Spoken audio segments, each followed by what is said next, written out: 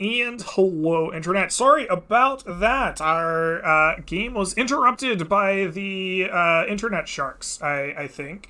They've followed Neil from Nom and found me. But we, as a party, had just entered in to the alchemist's laboratory in the second floor of this lighthouse. There are pooling waters from rain dripping from the ceiling on this moldy floor, growths of shimmerstone, and the wicked, smiling eyes of stealthy creatures dripping their way towards you. They have not yet noticed that you know that they are here and stalking you, though they are fully aware of you and the party's position. I want to know, what do you do in this brief moment that you have at your advantage? I think just absolutely instinctually, Estroya is going to cast a spell at one of them. There's no hesitation. This is what she's for, right? Okay. This is her job. Yeah. I think that casting a spell will awaken them to your presence, but I will let you have essentially surprise on your first spell. Ooh. All right. I think the instinctual spell would just be a sacred flame on probably just the closest one. This is probably one I get a glimpse of. All right, yes. In a moment. That is the one that you get the glimpse of. Your sacred flame lashes out, the bright light flashing through the otherwise dark interior of this laboratory. The shimmerstone around it gathers in the energy of your magics. I want you to roll me a D100. Oh, good. Oh, hell yes. 7. A 7. When your magic arcs through this magical stone, it expands. I want you to cast Sacred Flame as if you were a level 5. Okay, so that's an extra D8 of... Excellent. Roll me that D8 of damage. What? Alright, your flame expands, dealing 6 points of damage to this Gru that automatically fails its saving throw. It is wounded, and it is feeling rather nasty. It has been bloodied by your spell. With a shriek, all of these creatures, almost in unison, send a confounding wave of pain through each of your ears. You don't take damage from this, but you are dazed enough that you lose the initiative. And I want all of you to roll initiative against the coming threat of these now alerted Gru. I will spend my inspiration to roll at advantage. Yes, because you are inspired properly. This is not bardic inspiration. You absolutely can. All right, once more. 18. All right. Let's see. 16. We have 12, 6, 18, 16. Very good. I see it all in here, but none of you are quite as fast as these eloping, ever-smiling, fanged horrors from beyond the stars. This first creature will come racing forward, reaching Esker, almost heedless of who inflicted the pain upon it. It is going to lash out upon you with a confounding bite. This fanged creature rips into your flesh with a 21. I believe that will hit you. Barely, yeah, that's fine. Oh, barely. Wow. No, it's a joke. It was a joke. Okay. Well, it's not the first time someone's come with a lot of AC. Please take for me 9 points of piercing damage. Ooh. Well, folks, that will take down the old rock man. Ooh, you go down. Do you still have temp HP? Nope. That spell lasts. I think that was only... That spell lasts a minute. For that battle, yeah, it's long since gone. All right. You fall to the very door of death itself, hovering between knowing and unknowing. We'll get back to whatever would have happened should you have stayed on your feet. All right. You are down. This thing comes forward 5, 10, 15, 20, 25. And it is going to find the Goober. Mr. Goobler, it also tries to bite you. Its fang and mouth full of razor-sharp teeth. I'd like to shield as a reaction. You will shield as a reaction. It critically hits you. What I can do about that. Unfortunate. Please take for me 13 points of piercing damage. That is more than I can manage. Oh no. What is your maximum HP before a wound? 7. You are still alive, but you are on death's door. Alright. These ones will just kind of make their way forward, encroaching ever closer to the group from around you. You feel you hear the shuffling, the screeching of these creatures as they close in. This one here can just make it to Estroya themselves. Estroya! It will attempt to bite at you. Razor-sharp fangs bared. With a 5, it is unable to strike you down. Bad joke. The initiative comes to you. 2 of your friends fall into the vicious bites of these creatures. What will you do? It has been barely 6 seconds since we walked into this room, and this has become a shitty situation. However, the bad joke will look down at his warrior, who just got his face gnawed at, and says, "You're not in the gutter yet, but you're beginning to stink like it. I will cast Healing Word at him, using my last spell slot. Alright. Please heal for me." Rolls 7. You regain Maximum. 7 hit points. I'm sorry, I didn't misheard your target. Are you targeting Mr. Goobler or Mr. Esker?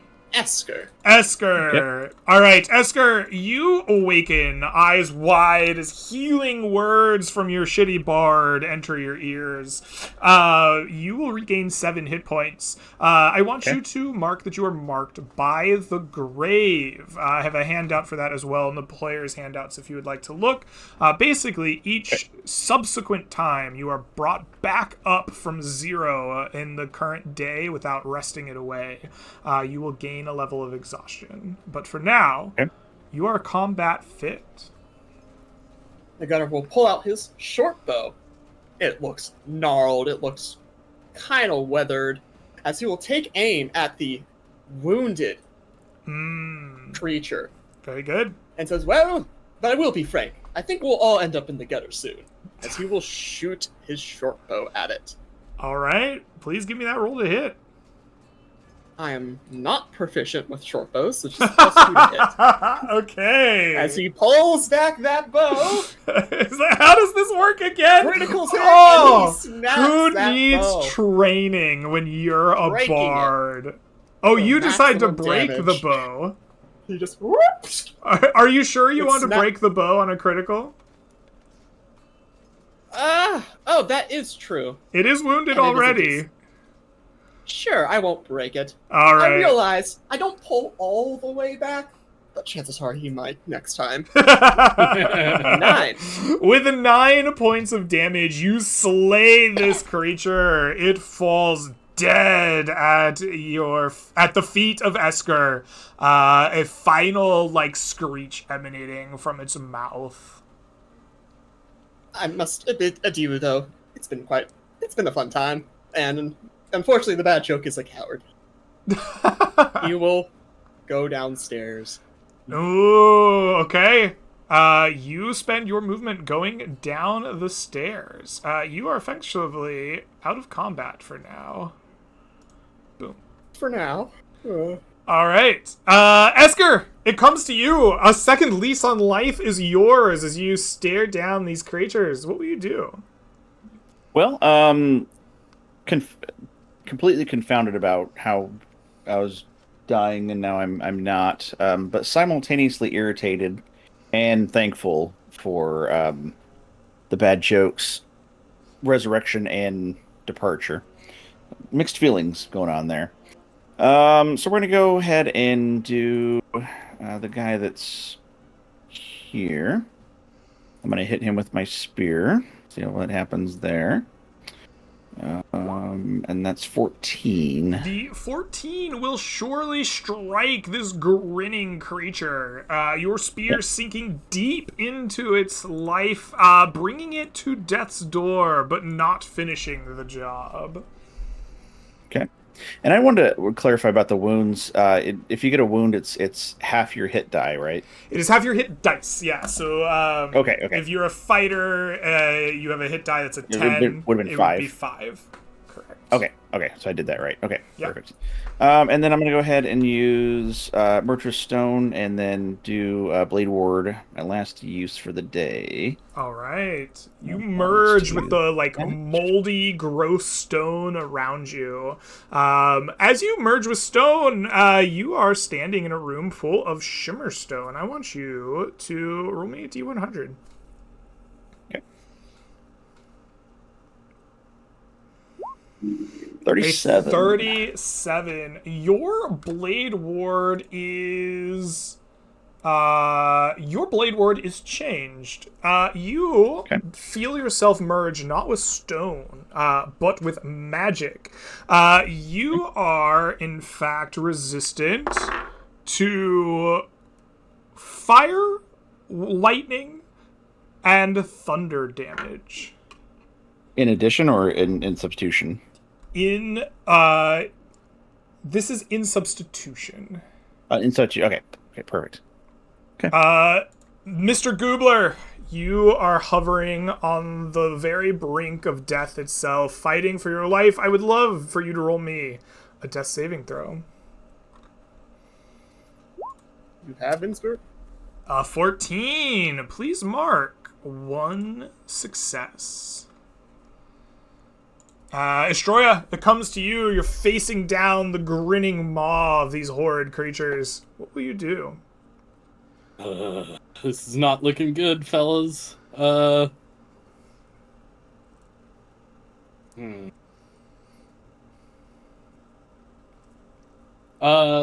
say, I think we need to retreat to the stairs. And I will, grab the gnome with my one free hand and provoke an attack of opportunity from this guy next to me. Okay. You grab him and rush the gnome down the stairs as the biting Gru in front of you attempts to snatch you with its teeth.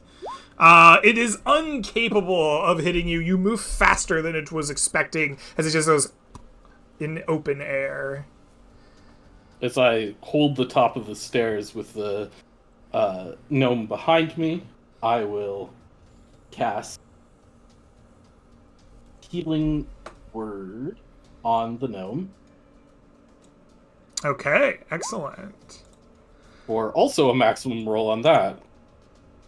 Okay. You Goobler, you find yourself snapping eyes open once more, the breath of life filling your lungs as you regain 7 hit points. I want you as well to mark yourself as marked by the grave. Subsequent dealings with Death's Door you will find exhausting upon your body. And you should be over on the stairs behind me. Yes, you were moved. That is true. And I assume grabbing him and moving him was my action? That feels pretty action-y, yeah. I guess we've ruled in the past that dead bodies are objects, and you could interact with the object on your move. But he's not dead yet. He's not dead. It's up to you, Greg. I'm gonna say that's probably your action, yeah? Alright. Sick. Alright. That's my turn. With that, the star spawn, move closer. This one here was deprived of its meal. It wishes to rush forward to you, Astroya, and eat up delicious cleric body. As it will snap at you with its jaws once more. With a 12, I do not believe that will strike you. This wounded one sees a meal in front of it with Esker, as it too will attempt to chomp down upon that stony body, but it is incapable of finding purchase. These ones here are going to wrap around the outside, and they are going to begin singing. It is discordant, unholy, it is displeasurable to the ears, and it begins around. As these two step forward, actually closer together, and they too join in, opposite them, slower in the round. Discordant and, displeasurable as well. We will mark one round of Star Song. This creature will rush forward and attempt to bite someone. It seems that the only one that it can is Esker. Esker. Yep. Which it shall do here with an 18. That'll do. That'll do. Esker, please take for me 6 piercing damage. Yikes on bikes. Okay. All right, I believe you are still standing. I am. All right, I would like for you to make me certainly. a DC 10 Wisdom saving throw. All right. Wisdom. Not the best. Not most confident on this one. 18. You're fine. When you are bit, something in your body just is unnatural. It changes. It's not a poison. It doesn't burn up your arm like that of a snake or something venomous, but something psychic. Something tries to mess with your very brain chemistry. But you harden your mind, focus on the battle, and you are not to be messed with. The bad joke, you hear the sounds of battle above you. You're racing down these stairs. Are you rejoining the battle? Or are you gone? It sounds like they're dying. I'm gonna go downstairs. All right. You essentially escape. Esker, it comes to you. Star Song spins about you. 2 of these creatures are trying to chomp down on you. What will you do? Well, I'm not confident, but let's do... sounds like we're making a break for it, so I'm going to... Can I get past, or can I get down the stairs? Yeah, so we have a bunch of player options in combat if you would like to take a look at those. May as well, yeah. Yeah, so amongst these combat actions, you will find the overrun/tumble option. So as an action or bonus action, you may choose to make a strength athletics check contested by a hostile creature's strength athletics to overrun them. Or, on option, a dexterity acrobatics check contested by their dexterity to tumble past them. In either case, if you win the contest, you may move through the hostile creature space once this turn. Got it. Okay. Okay, so, this is the biggest Hail Mary ever. Okay, so I'm gonna go, and I'm probably just incur some opportunity attacks, and then I'm gonna try to overrun this guy here using athletics. Okay. It's just You just don't solid want to clay. disengage? Oh, I can I'll disengage. All right, you disengage, fighting retreat away from these 2 here, and you are kind of blocked in this place here, and you attempt to overrun the final one with your bonus action. I will roll a strength athletics check, since you said overrun. You make a strength athletics check, DC 2. Okay, so okay. All right, you bull rush this last Gru, like slamming into them, knocking their teeth back as you bowl past them into the stairway proper. I mean, when you're on the track, when avoid trains, stay off the tracks, I guess. Indeed.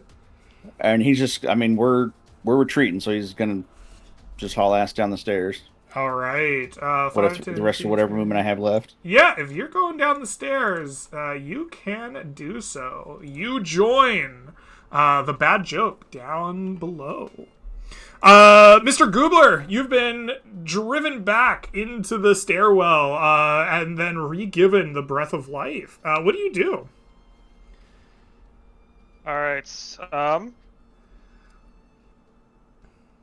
I think I would like to use minor illusion to make like a wailing cry up on the floor that they're on, and then I will be retreating down the stairs. I like it. You cast an arcane spell in a room full of wild shimmerstone. I want you to roll me a d100. Ready. A 35. Your spell instead changes. You made a sonic spell. It changes into a damaging spell. Your shriek isn't an illusion. It's not a wave. It is a discordant, cacophonous, dissonant whisper. I want you to roll me 5d6 for dissonant whispers, as if it were upcast a level. And we're going to make a save for these. Oh dear! What an excellent 5d6. Dice are wonderful. Oh, dice are a crazy thing. This shrieking whisper does in fact hit on all of these creatures. This one here dies outright from the whisper that you create, and each of these are bloodied by the discordant spells. And you see them stop singing. You see them stop gnawing and slobbering. They seem freaked out, afraid, and they use their reaction to move away from you, the source of this whisper.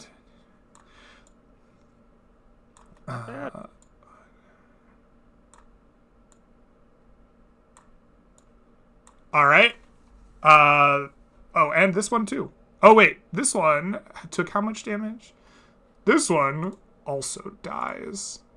It is outright dead from the discordant sounds of your spell.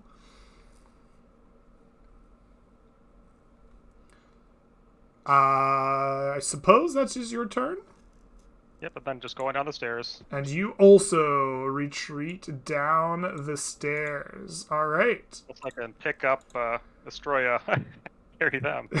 Do you wish to I'm pick too up heavy for Astroya? you. You've got 5 strength. Get out of here. Okay. Astroya, you are the last remaining adventurer at the top of the stairs. Your whole party retreated below. What will you do? Astroya knows that amongst the ranks of her party is a gnome with short feet. She needs to buy at least one more turn for her gnome friend to be safe. So okay. I think she is going to, although she can see these things well enough, she sees there's some kind of discordant magic effects happening in this room. I think I'm going to cast light on one of these crystals. Ooh, all right. You cast the light spell. Go ahead and roll me that D100.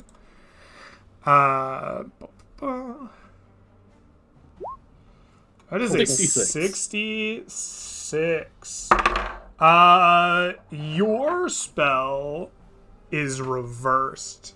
You do not cast light. You cast darkness. A blanket of shadows spreads from the middle of that shimmerstone, like flying out around the entirety of this area.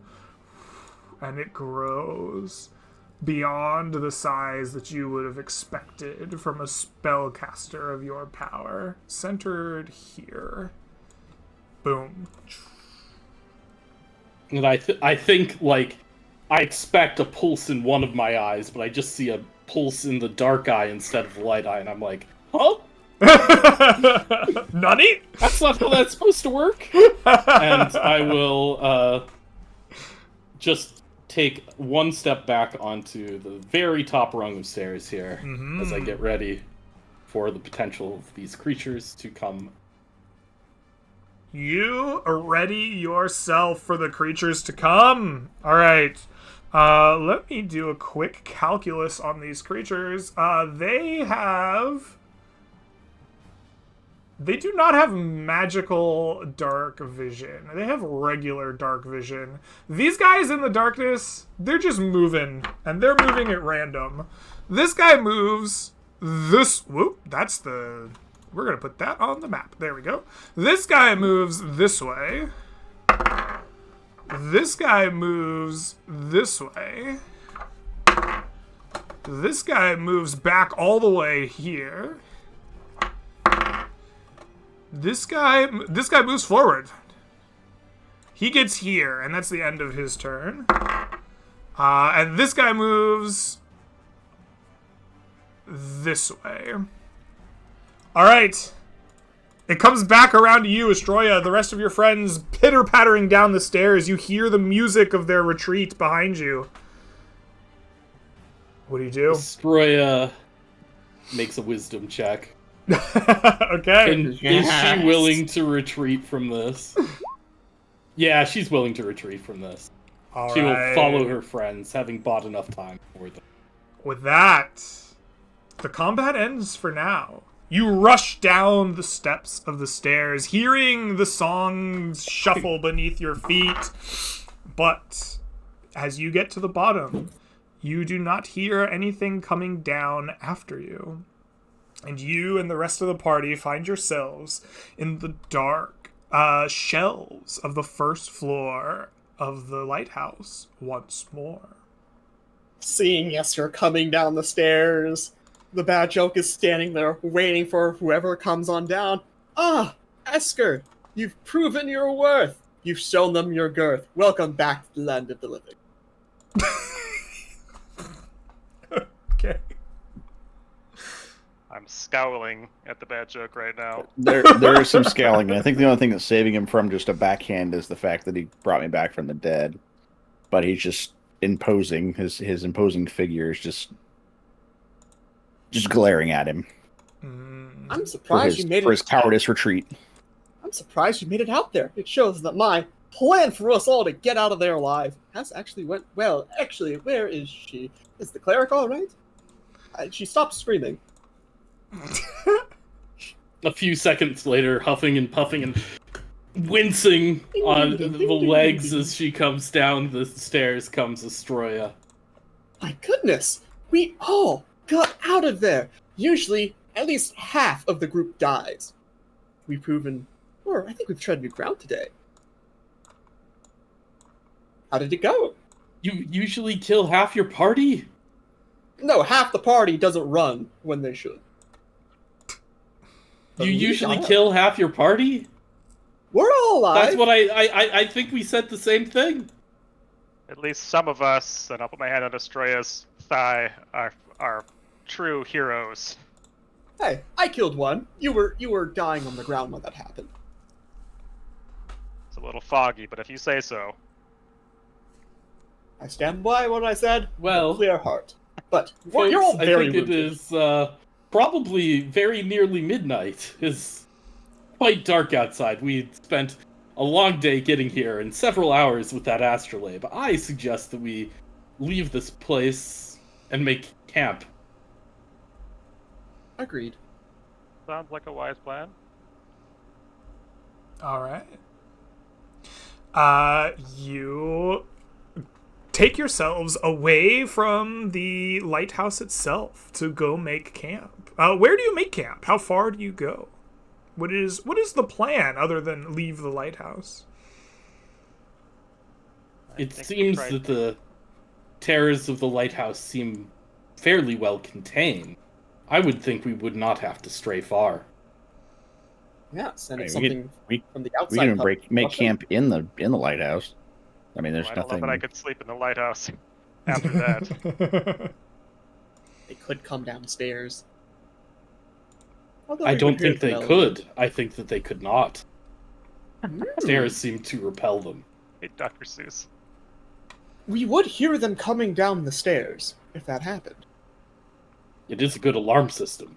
And we would hear anyone coming up those stairs out there. I'd say we make camp here on the veranda, the porch, so to speak, of this place. I agree with your plan. That's a decent compromise. Mhm. All right. You make your way to the porch, perhaps closing the door to the lighthouse along the way. You hear the like rushing waters of the shore deep beneath the cliffside. You see the like inserted astrolabe just ticking away ever so subtly, kind of matching the night sky. And you attempt to set up camp for the night. A small fire is built, perhaps to keep yourselves warm in the cool. You break out your rations and begin to eat at them, and you keep watches to make sure that sneaky, smiling-faced terrors do not make your way down below the tower. During the day, we only had 2 leaders, so there are only 2 potential unlucky candidates at night.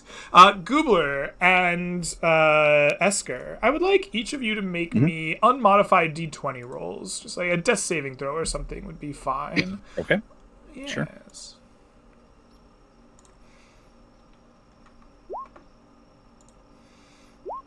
19. 19 and a 3. It seems that our unfortunate wizard, our gnome, you are the unlucky one. Things just happen around you. You can't explain why. You're always the one on watch when bad things happen. So I want you to roll me a D100 on our nighttime camp encounter table in the wilds. That is a 78. Let us see what our night encounter has for us. For 78, you actually get to avoid this result. There would normally be a simple monster attack from the area, but where you are sleeping, the area is cleared. There is no gargoyle, and it seems the creatures above never take step upon the stairs, for you do not hear their discordant song, and the night passes.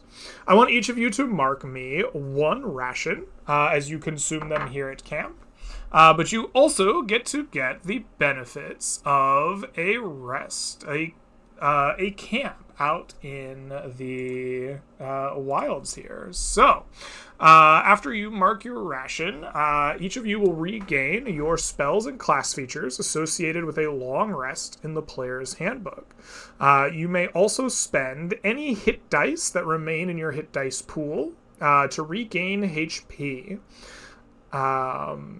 After all of this is done, you will be able to recover 1/2 of your maximum number of hit dice rounded up. For all of you, that's still 1 to be used in the next day.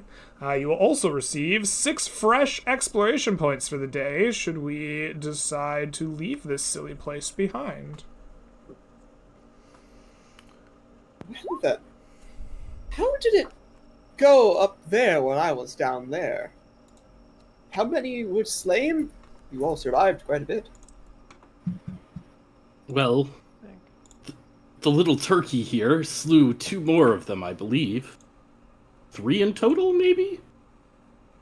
Impressive. I think about half remain. Half remain, that's more manageable, and we are more powered up. We can prepare, right? That's true, yes. But these aberrations live, so I think we have another go at it. I wonder if these creatures of the dark would have any aversion or issues in light. Maybe I could prepare instead of counting on the advantages of darkness, we could go in there with light and the ability to see beyond our light. Hmm. I cannot say for certain. They can definitely help good Esker here, the brawny stone man that he is, go with a bit more confidence. I think I get. So, Well, clarification, Greg, real quick. With the rest, the wound that I had would be removed, right? No, the wound No, will okay. stick. Camping Okay. in the mist will recover your current HP, but Okay. wounds and exhaustion for this Will not. Will Okay. not. Yeah, you need a like Okay. what we consider a full rest at a quote unquote safe and secure location, like an outpost Okay. or something along those lines. All right. Sounds good. Yeah.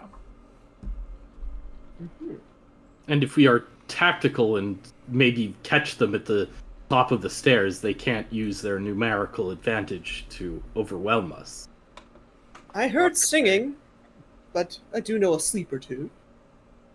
A nice, calming melody. I'm unsure if these things sleep. A state of may. unconsciousness. Even elves sleep. No, they don't. Bash them over the head enough and they will. Destroy just sighs at the crazy man.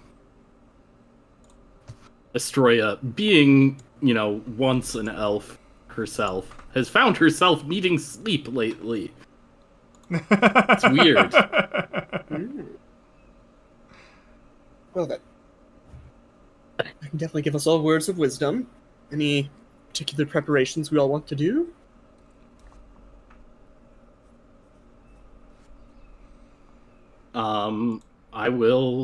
I guess I will once again grant to everybody massive dark vision. Okay. And I will cast light on the key around the playman's neck. Okay. That joke will go to our wizard. Stand as tall as inversely as you are short. I give him bardic inspiration. Thanks, I guess. I will go over to our fighter, Esker, and I will also give him a bardic inspiration. Okay. Do not crumble like the gargoyle, for you did slay it. You are the superior rock. I appreciate I'll- that your bardic inspiration is also bad. Exactly, you're catching on. No, I need none of your kind words, sir. I don't give kind words. I give the terrible truth. Go. All right. Inspired, seeing in the darkness, and a glowing, blinged out key necklace. You are ready to traverse the trials once more. Do you climb the stairs, or is there more preparation to do? Would you like me to see to your wounds, give you that confidence as well, Esker, in more ways than one?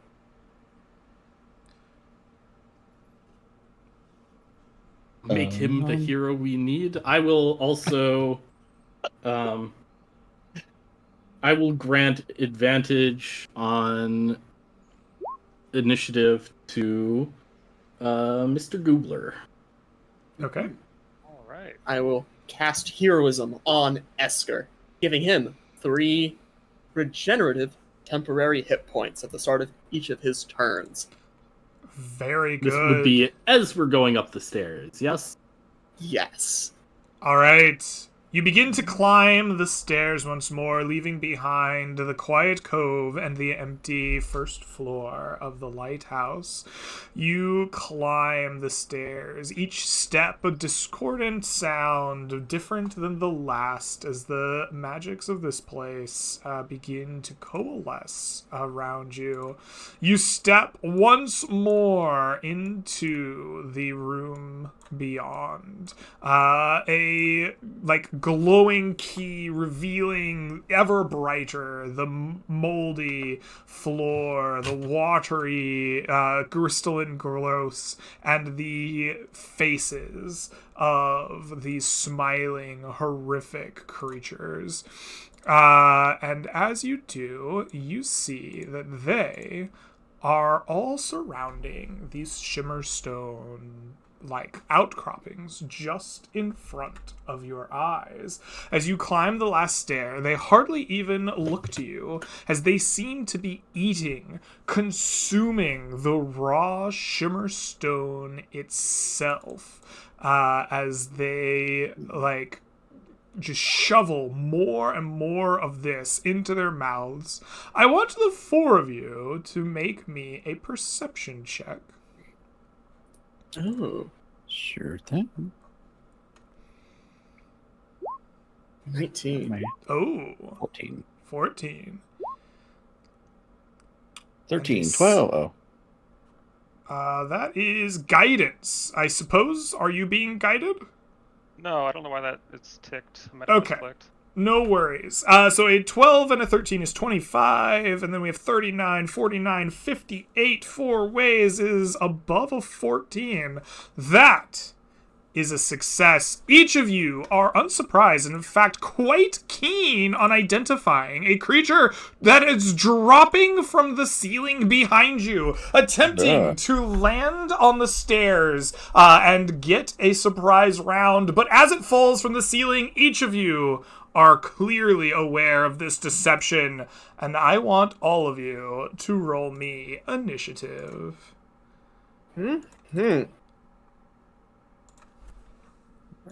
Esker has advantage. And you'll have Bardics if you want to spend it on your initiative. Does Bardic Inspiration at base let you spend it on initiative? Initiative is a dexterity check. Okay, I'll push back on that, but I don't actually mind. Ooh. You can totally do that. So mine with advantage would have been 21. Yours I with don't know why I advantage re-rolled would it. be 21. All right, Esker, let's change that right now. Boom. I don't know why I re-rolled it. Wouldn't have been any higher, but There we go. All right, everybody is in initiative, and it is Esker, the quickest among you, that springs into action as a smiling, horrid creature drops from the ceiling. What do you do?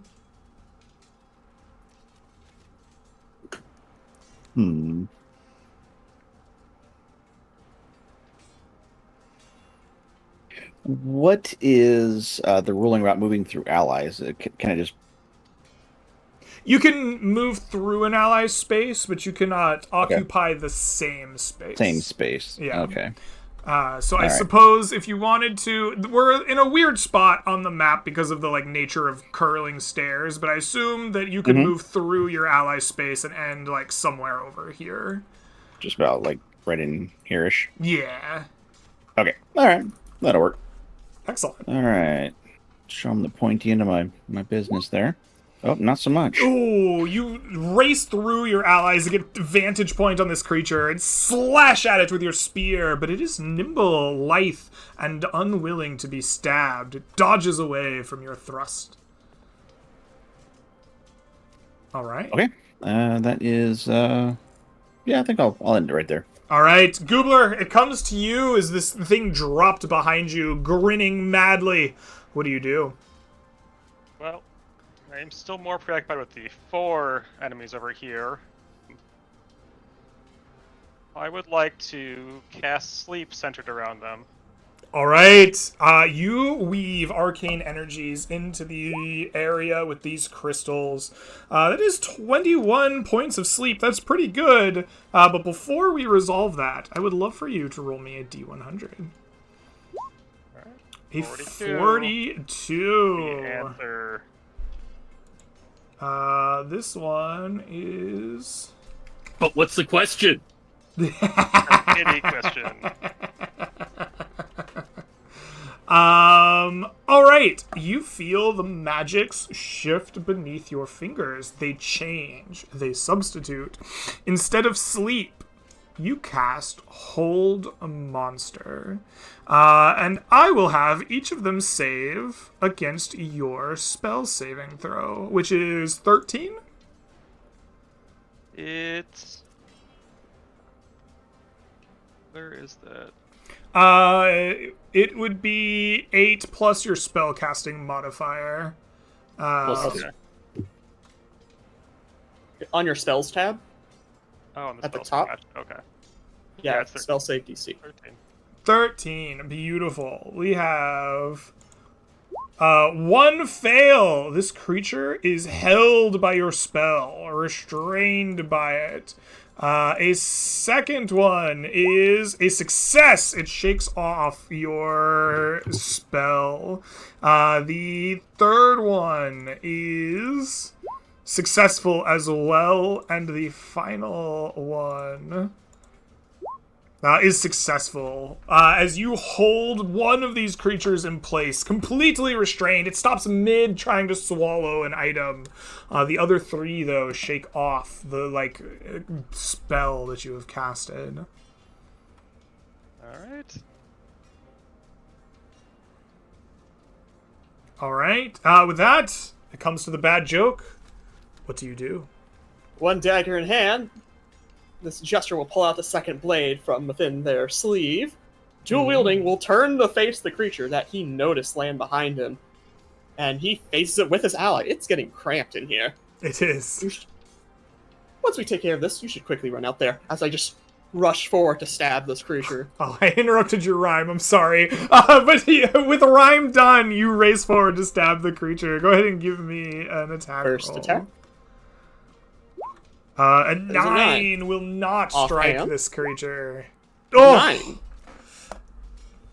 Much like the sound of both of your rolls together, the creature tells you, 9, I will not be stabbed, and takes no damage from your thrusts.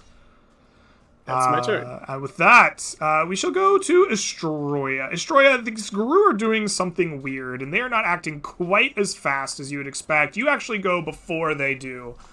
What do you do? I think I will. Yeah, I think I will drop. Let me make sure I understand the area. Yeah, so I think I can drop a 20-foot cube of fairy fire on these four. That's what I'm going to attempt to do. All I right. assume I'm going to have to roll a D100. You though. are going to have to roll me a D100. All right. I want you to make me a choice with an 89. Bigger, smaller, different.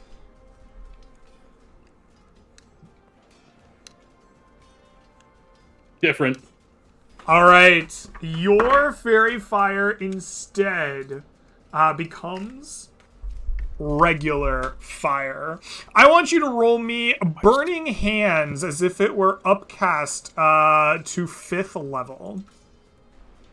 Okay, hold on. Let me look up Burning Hands real quick. Sure. gonna be a So, lot of Burning Hands is regularly a 3d6, and every level above 2nd is an additional d6. So at 5th level, that's 4d6, 5d6, 76? 6d6, right? Oof.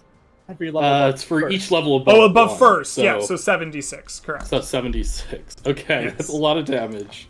The paralyzed one Let's auto go. fails. 25 25. Excellent. With that, we need some dex saves. This one auto fails. He burns to a crisp. Flames engulf him. He turns charred like you've left him in the oven for too long. The second one also fails. Burns to a crisp. Flames spouting around him, incapable of recovering from it. This one here also fails, burned alive in this flaming sea that you have created. And the final one, is going to succeed, taking half of 25 damage, dropping to death's door, but rolling away from the flames and the crystals, snarling and still alive. That's what I got. All right, with that, the creatures will go. This creature quickly runs over, and as its action, eats this creature. And as it does, you see its skin heal, its wounds close, and its size grow. It turns to you. Its terrifying face stalks ever closer. These ones are dead. This one here, though, is ready to bite someone. It doesn't know who it's going to bite. It has lots of targets. It's excited. It's going to bite the bad joke. Oh, it's so tired of your jokes, actually. It just, it has to eat you right now. It opens its mouth wide, and it attempts to snark down upon you. With a 12, I don't believe that will hit you. It will hit because my armor is damaged. Beautiful. Please take from me 5 piercing damage from its fangs. Right. I assume you are still up. Please make me a DC 10 Wisdom saving throw. I will gladly, and someone's banging on my door. Okay. Do you need to go get that? There they go. All right. He succeeds his save. We've seen a success before. And the creature, looks around like it's gonna try to, run through you guys, and then is like, well, I guess I'm stuck. And it comes to Esker's turn. What will you do? All right, let's show him some more spear action here.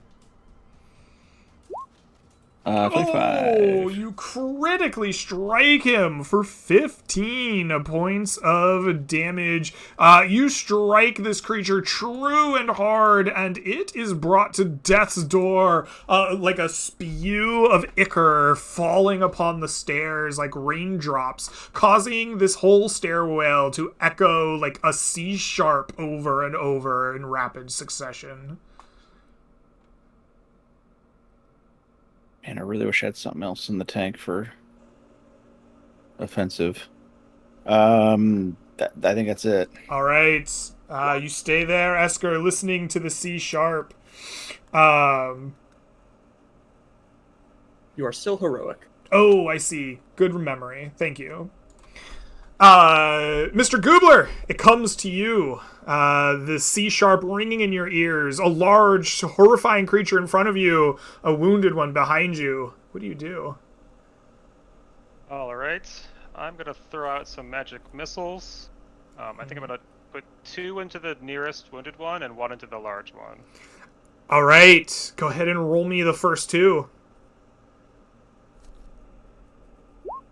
5 points of damage. Your missiles strike through both head and chest, ripping through the creature. It falls with one last thud, and a C-sharp echoes across the whole of the stairwell, but it lives no more. And 5 points of damage on this one. It gets hit. It looks at you now, eyes locking on, madness in its shriek. And it continues marching a little bit closer. Nice. Oh! Before you finish your turn, you cast magic missiles. Go ahead and give me a D100 real quick. Just in case. A 57. Okay.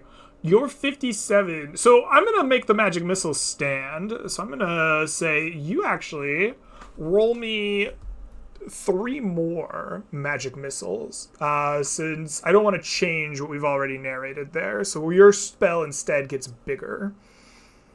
Alright, that works. You do 12 more points of damage as magic missiles strike into the flesh of this shrieking, madly smiling creature, bloodying it, but not felling it. All right. With that, the bad joke, it comes to you. What will you do? They will put the offhand dagger back in their coat, revealing, with a now about a glint, several more daggers, in case they need to make a McFlurry. And they will turn to face this giant, enlarged, smiling creature. And so too will the bad joke smile. It's a 4v1 now! How does that saying go? Eat shit. I will cast Dissonant Whispers on it. Ooh, very good. 1d100. Please. 68, one off. Oh. You actually Almost nice. cast smaller with a 68. So instead of Dissonant Whispers, I want you to cast me Vicious Mockery. Gladly. It will fail its save and take 3 more psychic damage, which I will mark, and it will have disadvantage on its next attack. I'll then step over this thing's corpse. 'Cause Okay. I am capped. Its token is beneath me, not above me. All That's right. my turn. Excellent. With that, Astroya, it comes to you. What will you do? I will cast Sacred Flame on this thing. Okay. I assume you need a D100? I do. 38. That is a growth. I want you to cast me Sacred Flame as if you were as if you were 3rd level. 3rd level? Okay, then that's just the same. All right. That is 1 point of fire damage, and he will save unsuccessfully, taking another single point of flaming damage.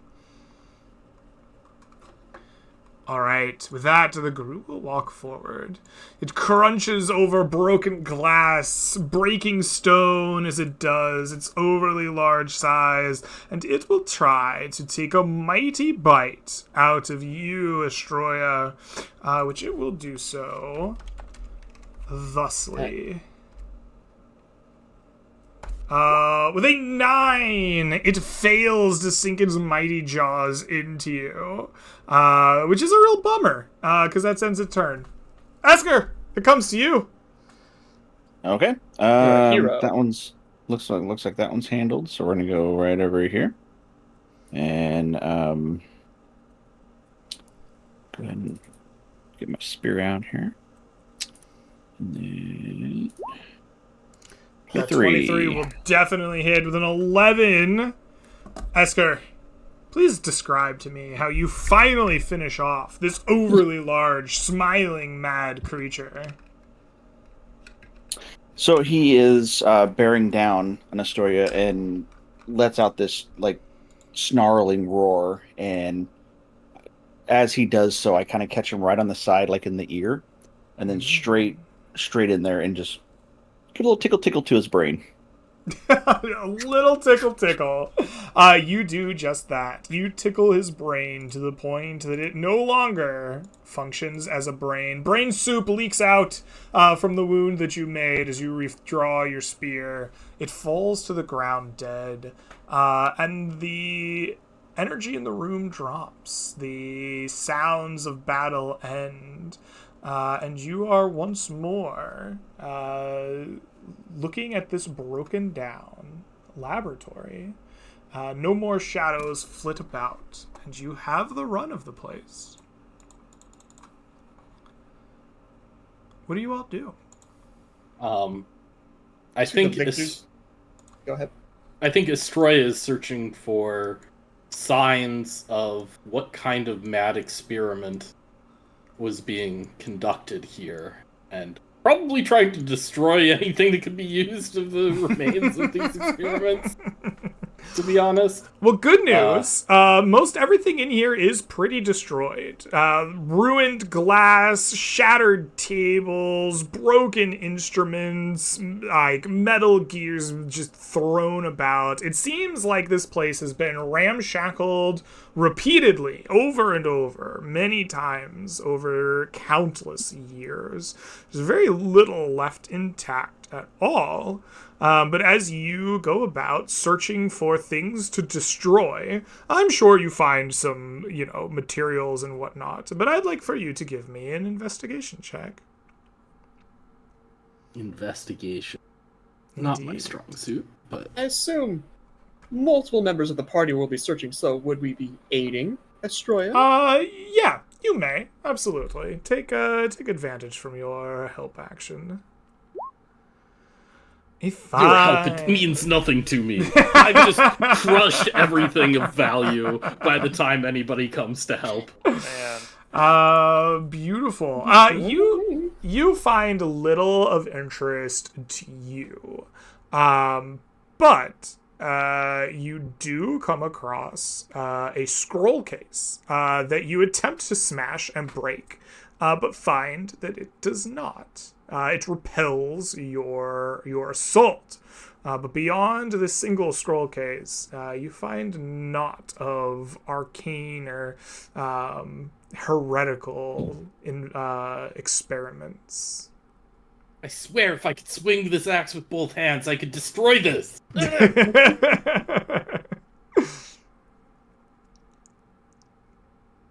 Scroll case means scroll. Could be a letter, could be a spell. Wizard might be of interest, or it could be anything. Who knows? Maybe have a peep? Or are you going to keep stepping on it? Yes, we must open it so we can destroy what's inside. We need to know what we're destroying first. You don't want to unleash a beast. Well, sometimes, reading the thing can be the thing that unleashes it. Have to be careful. Oh, I'm afraid Agreed. that is right.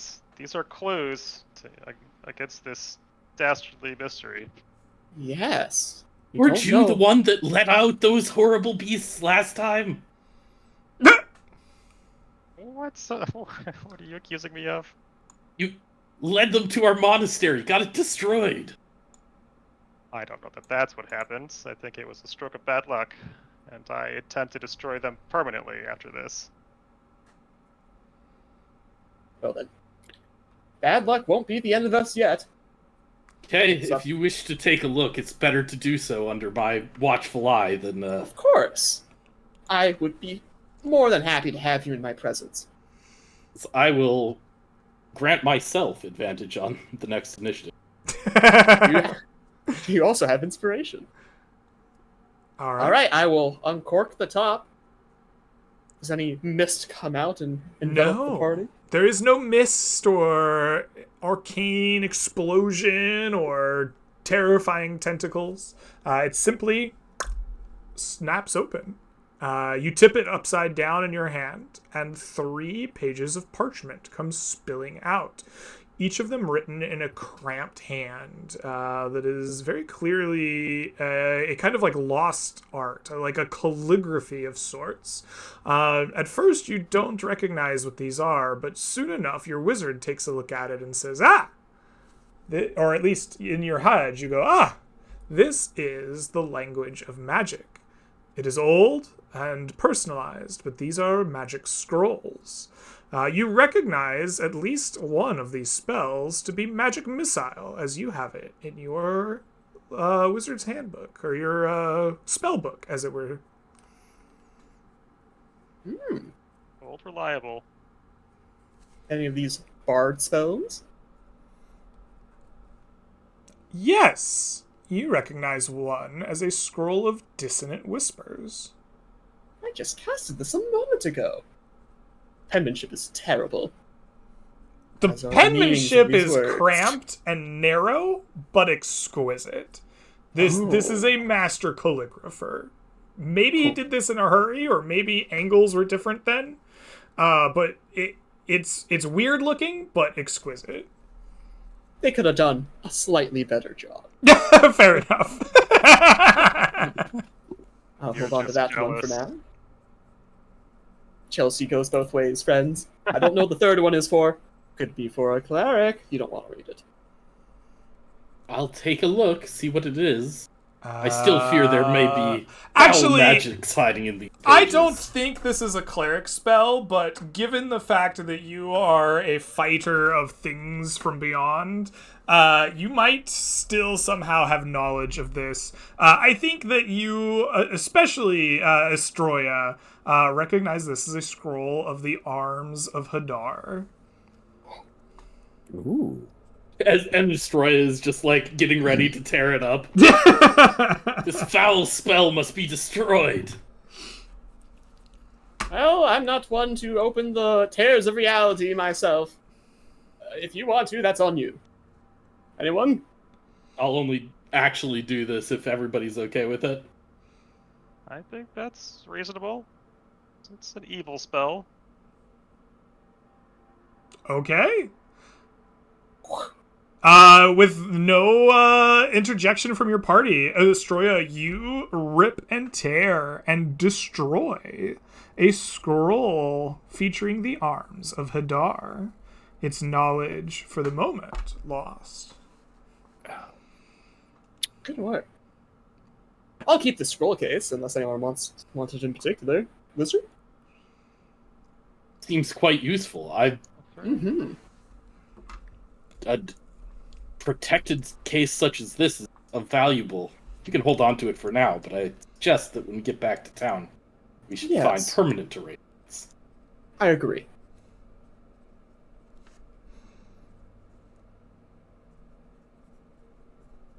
I Okay. found the scroll case. Everything else is beaten and battered to smithereens. I'd like to collect some crystals to take back to town for further study. They definitely We will grow all be- in abundance here. You can spend some time, the equivalent of 1 exploration point's worth of time, to harvest these. They will yield about 60 pounds of crystal, which, shockingly enough, is about exactly what you need for a whole Shimmerstone resource back at Ansham. We will be encumbered as we travel back to Ansham should we take these. Yes. It will be a slow trek, but a trek nonetheless. I'm sure you strong lot can carry these, right? Not without being encumbered. Right. Come on. I mean, 60 Ringmail alone pounds. weighs 40 pounds. So, You Mhm. underestimate yourselves again. I mean, I we can- could cast off our armor and get killed at the slightest. All right. Think of Well, the that don't valuable tear- knowledge. Tears off their tatters. I can carry 10 more pounds. The breakaway leather armor comes back. I think it is best we just accept that we will be encumbered. I have this very convenient sack. I'll carry it for us. All right. Does anyone have any ideas on how to breach that door to the basement? The only thing I can think of is maybe it has to do with these tones somehow. That one was playing a C sharp constantly. Well, certainly there are magics involved. I mean, are the tapestries numbered or in a certain pattern? If they denoted the cycles of the sky, you can see what cycle it's currently at, and then time it.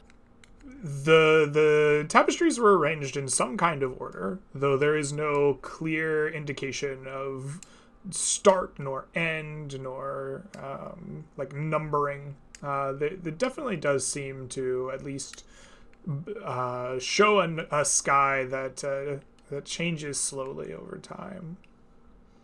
So the chart on the door is changing slowly? No, but the ones that were hung upon the walls in the room Okay, were definitely, gotcha. yeah. Have the tools. Out of curiosity, does anyone else have anything to do in this room? Good for now. Okay. I look around the map to see if there's anything in particular that you haven't mentioned. I don't think so. Okay. Yeah, I think when they're messing with the scroll case, I would have been kind of walking around, just Mhm. kind of looking at things. Mm-hmm. The water in the pools is a bit strange, right? The water, like you would expect it to have dripped down to a lower floor, and it is dripping down from above, from somewhere. Yeah, so Stealing. the lighthouse lantern is ruined and missing, but the floor above it is still partially intact. It serves as kind of the ceiling of this room, the final place where the stairs would go. So there's another floor. Yeah, so the top floor of this lighthouse would have been the lantern, which has long since been destroyed. But there is definitely, like, through the floor and, like, quote unquote ceiling of this area, there's like great gaps in the stonework that are broken, and through that the water has dripped through into this floor here. But it seems this floor has not been broken or gapped in such a way that it would leak to the bottom. But yes, the stairs do continue up to the ruins of that third floor. Well, we should go investigate what's at the top, I think. See what we would have seen should we have needed to maintain the light. True. Very well. This is a beacon on the coast. Was a beacon. Okay. Expect more, Esker, as you enemies. walked around looking for things before your whole party marches up the stairs, go and give me a perception check. Sure. Minus. 8. Can I add my bardic inspiration to that? You absolutely You do. may, yes. Okay. It's a 14. 14. Very good. Okay. So amongst these broken down like pieces of stonework and like forgotten experiments, you find a like set of experimental like trinkets and things that were not broken, that apparently Astroya just could not find. They're tucked away, maybe they've been thrown about, but among them you find two things. One, a simple like lockbox key, unadorned and untarnished by time, and also a couple of vials of like silvery liquid, as if it were mercury, but it doesn't. Okay. It doesn't boil in the open air. It seems more stable. And you said I found 2 of those. Yes. Okay. So I would kind of turn them upside down and manipulate them a little bit, and then I would. I'm gonna pocket all 3 for right now, Mm-hmm. and then I'll come back to the party. Okay. With those pocketed, I like briefly think someone was trying to say something as I ventured into that. Was that Mr. Goobler? Did you have something to add down here? Yeah, it's not that important though. Okay, I apologize. The 4 of you will make your way up the stairs to the battered lantern above. Here you will find the ruined lantern. There's fragile glass that has broken and shattered along here long ago. There are gaps, of course, between the barely standing stonework. On a kind of ledge here is a ruined and battered telescope, the fragile glass within long since shattered. But next to it, and accessible via like a leap or so across space, is a simple, plain lockbox.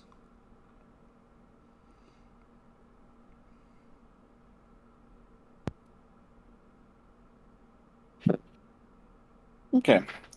You said I would have to like leap to? Yeah, like, I would it's have to jump to not it there. not a skill check or a challenge, just Okay. more like there's a Okay. gap here between stonework. You kind of can leap across to the balcony. It's a simple thing. Sure.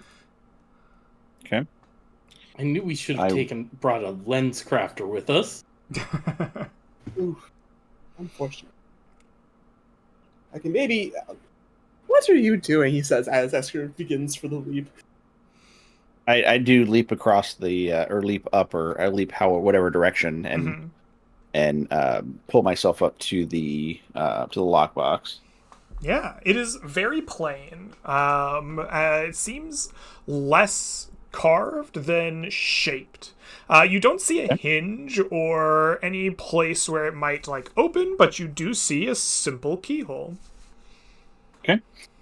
Take out the key that I used and put in the As you use the do, lock on it. it clicks in place as if it was meant to be there. As you turn it, a small jingle plays, a melodic and like perfectly in tune.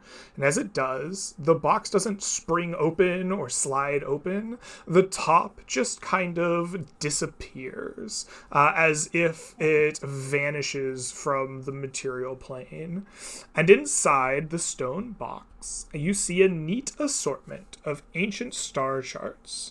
But along with them, your eyes are drawn to a gleaming short bow, seemingly hewed from shimmer stone itself, in the shape of a crescent moon. Uh-huh.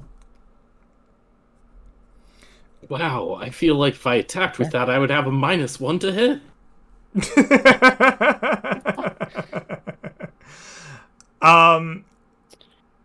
On the like side of this bow, you do see some small like glyphs etched into it. Yeah. They are magical in nature. Somehow, despite having never seen this writing before, you recognize them immediately. This says essentially that it is a gift. A gift for the merger between houses.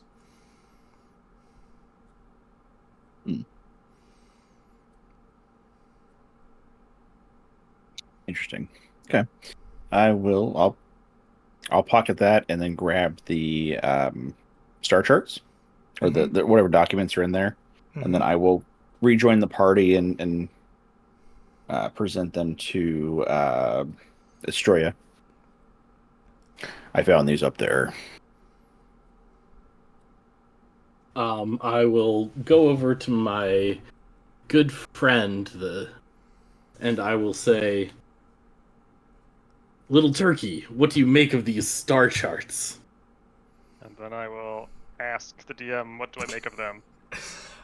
These seem to be very well kept charts of stars.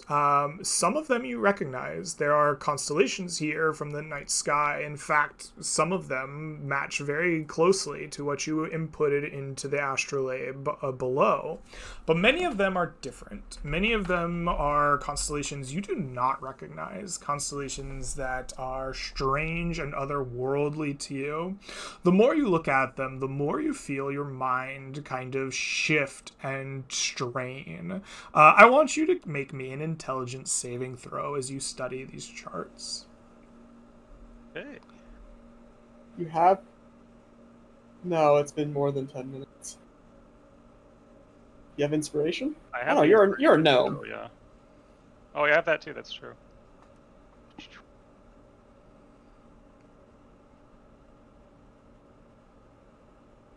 That work? There we go.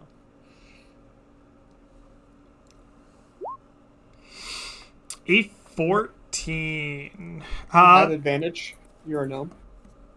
Oh, yeah, is it a spell?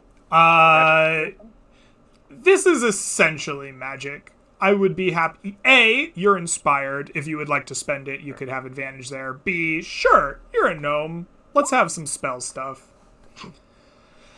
All right, a 14. That is a success, but it is not a, like, breakaway success. You do not succeed by more than 5. So, you understand these to be spells. There is magic woven in the stars themselves. Powerful magic. It can infect your brain just looking at it, but it can be wielded as well. Unfortunately, it is beyond your particular skill or comprehension. But these star charts themselves, even just written in meticulous detail, contain power themselves. Right. Well, maybe I'll stow them in that scroll case that's Bad Joke has for safekeeping. Mm-hmm. Can I compare them to the door, actually, if we can all go revisit that? Yeah. Yeah, you march your way downstairs to the very first floor of the lighthouse, where you compare these star charts to the door. And while the door shows an unfamiliar sky, the meteor streaking through it seems to kind of overshadow the stars in the background. The unfamiliar sky does give you a familiar feeling as you study these star charts and look at them. This strange sky is definitely familial to these star charts, but none of them are exactly like it. Mystery upon mystery.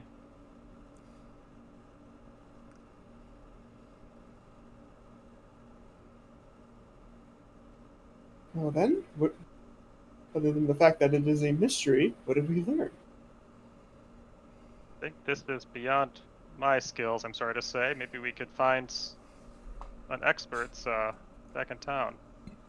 I thought you were the expert. That's why I brought you here. There are levels to expertise, you know? Even I have my graders. This needs research, I think is the best way to put it. That's Back right. at town, have multiple eyes look at this. We can show them our hall of crystals. I'm sure that would make rounds through the wizarding community. Without a doubt. Get us some reputation.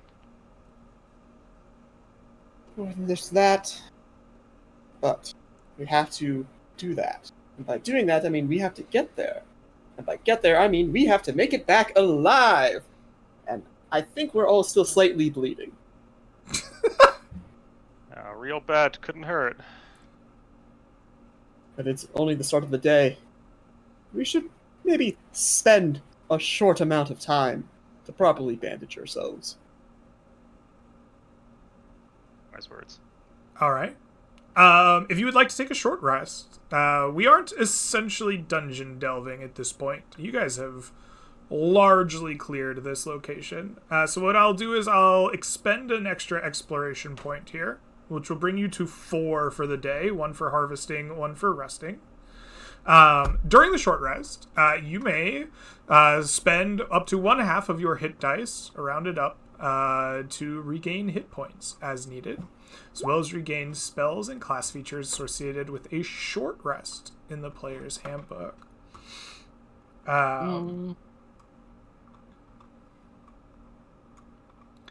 For our wizarding friend, that's Arcane Recovery. Yes. Woo. Indeed. As you bind some wounds, probably eat some cold tack and rations, drink some water, listen to the sounds of the crashing waves beneath the lighthouse, you find yourselves rested as a part of the day passes, and are ready to continue your adventures, a little bit more refreshed as the day turns. What is the plan now? Are you heading back to Antrim, or are you going to continue trying to solve the mysteries of the lighthouse? You're the one who can read these charts. Back to Antrim? I think we're up against a wall as far as the charts and the door. I think we need to Find some fresh eyes. Did anyone actually like look at the door, any sort of Yeah. investigation to it, or we're just assuming it's blocked Do and a just leaving it proper alone? investigation, I don't think. We could always. I mean, we've looked at the star charts on its face, but I don't know that we've tried to find any mechanisms or anything of the sort. You can try that. Nobody's knocked yet. We could simply try to push it open. That is possible. That it could work. So let Never us try. expected it.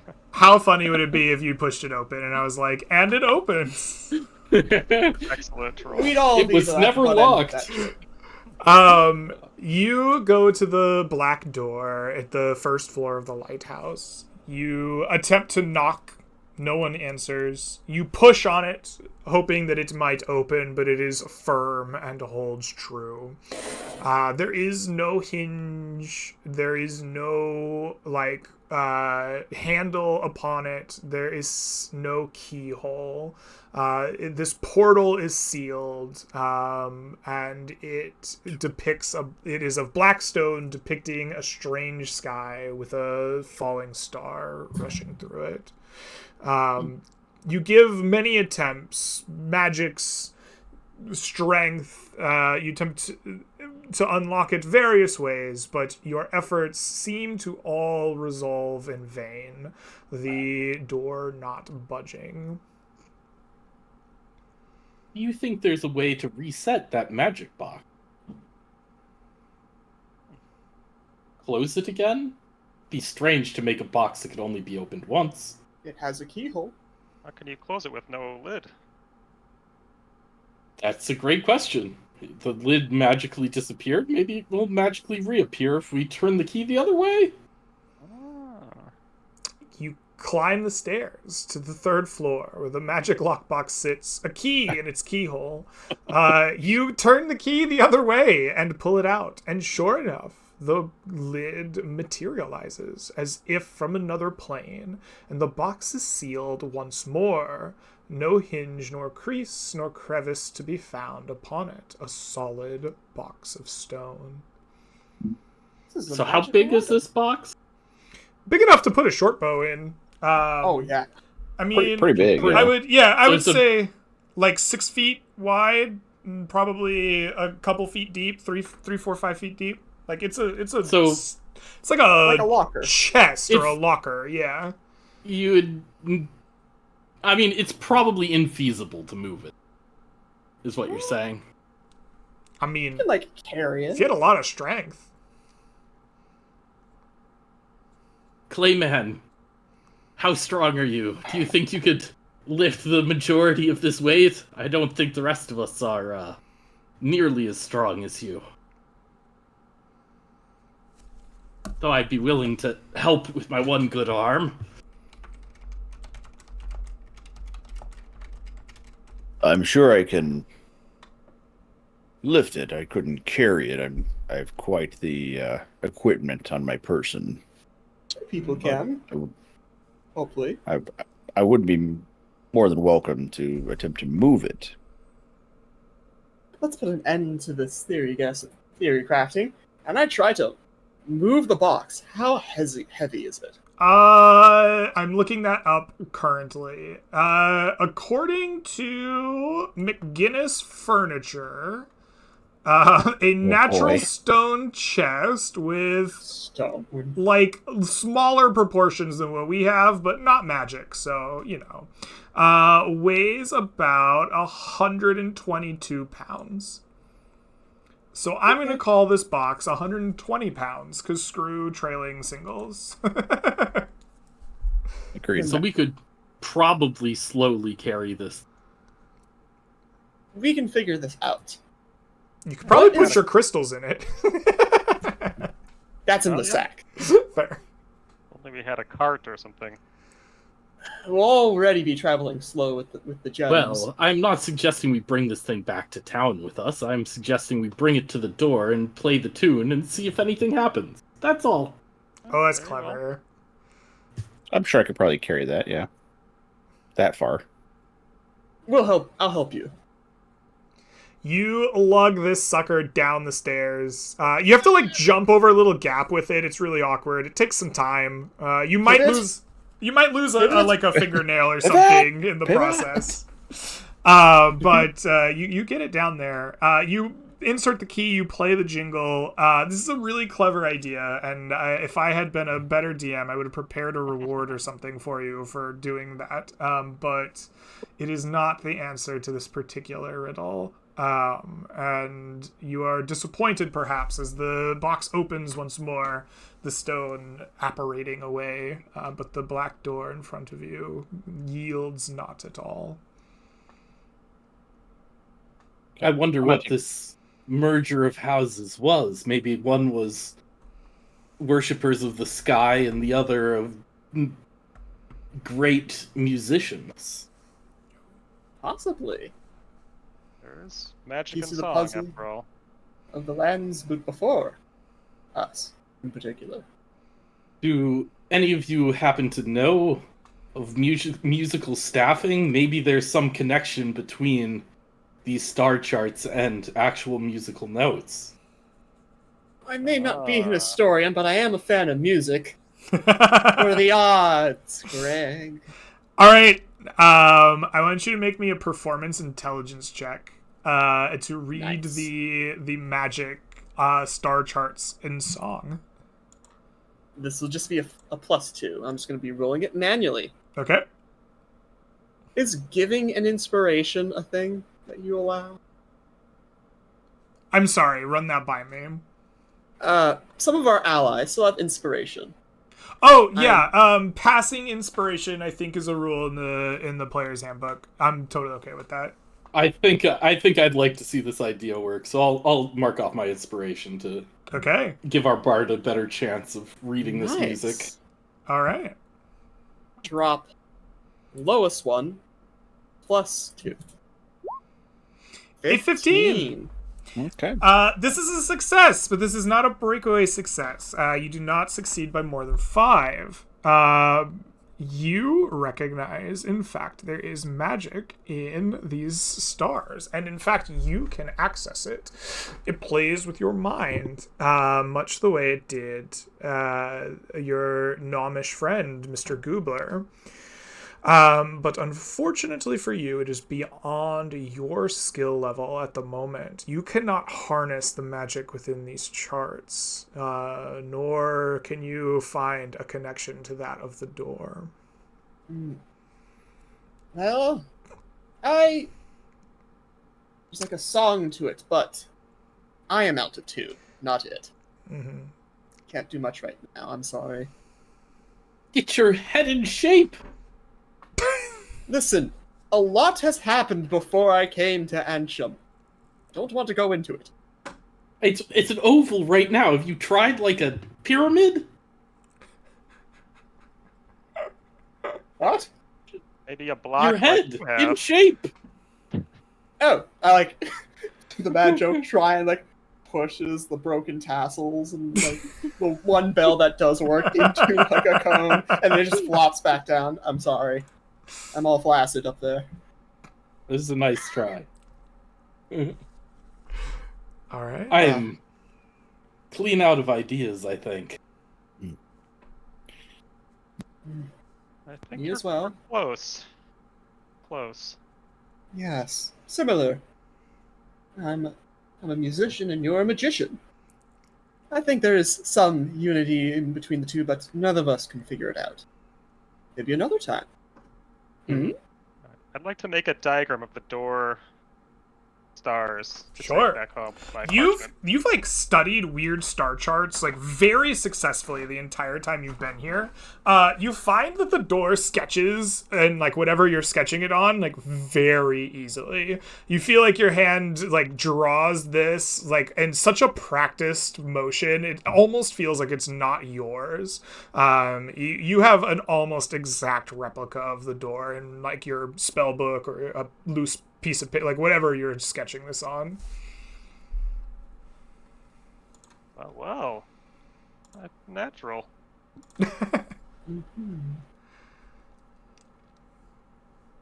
Anything else? Give me one That's of those stones really quick. Pulls out a single shard from the sack of Shimmerstone.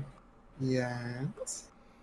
There's magic within these, and this does God knows what to magic. I wonder. You want me Is to there something we sing can a do tune? to- Seems dangerous. It might cost us our supply of Shimmerstone to potentially open this door. But are we prepared for what's down there? If you guys fear what is beyond, I will come back again with a braver party. No one said we were cowards. Very well! For I may be a coward, but I'm not a fool. Shall we risk it all? All right, what is your plan with this stone? I want to know what you're doing. I think I want to, like, draw out, like, probably don't have tools to grind down this stone. Why? Was there? Do you have powder tools to grind or- down this stone? I don't think I do. Okay. How did we clearly harvested it some way or another? I imagine there you just any like residue or- broke it slash like someone's got a hammer, someone's got a sword, or you just took your muscles and ripped the crystals off of the ground type of thing. Like they're not fragile. You can hit them pretty hard, but like they do have magic in them. Okay, so I look upon the door and I try to find, is there a key point on this door where I could take one of these crystals and just sort of hold it up to the door, and maybe we can do that in a couple spots. There was a meteor streaking across? Was that right? Yes. A meteor or a falling star rushing through the sky. And then you And cast a I cantrip want- into it. Yeah, I was going to say I was going to cast a light cantrip into it and just see. All right. You What hold occurs? a crystal full of latent magic, the weave of the world inside. You press it against the falling star of this door, the prominent feature in the strange night sky, to cast the light spell inside. I want you to make me an Arcana check as you do this, with your spell casting attribute. Right? Like, Any more inspiration on the board? I've used mine. I have one. I think I saw mine. I don't know. I'm saving it. This seems half-baked. It is half-baked. That is a 7. That is a That's fail. really bad. That is a failure. Your crystal absorbs the light spell and turns jet black. An icy cold runs through your veins, and your sight is projected beyond the stars. You see a creature waiting, frozen, cold. It has not received prayers in so long, and it hungers. I need you to make me a wisdom saving throw. Absolutely. You're an elf? That is a partial success. You do not lose your mind nor your religion. You do not come into a mental breakdown, but you are marked. I want you to mark on your sheet that you have achieved the awareness of a greater foe. Awesome. Okay. All right.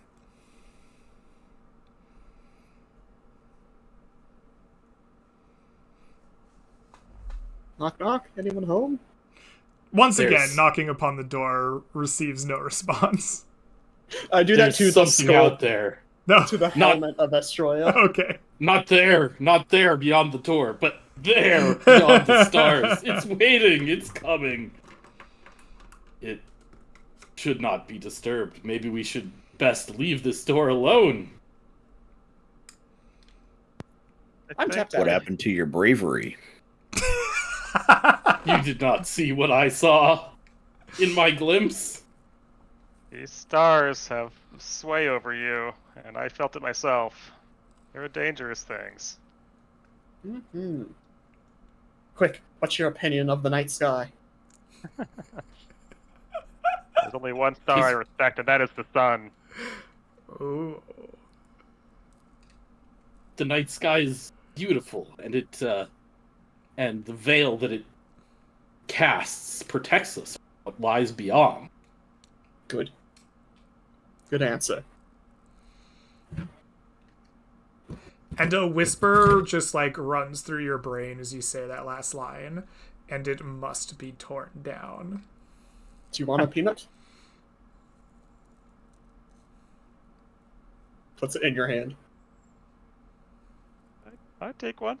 Hand it over to... Everybody just eats peanuts. All right. It's a long day.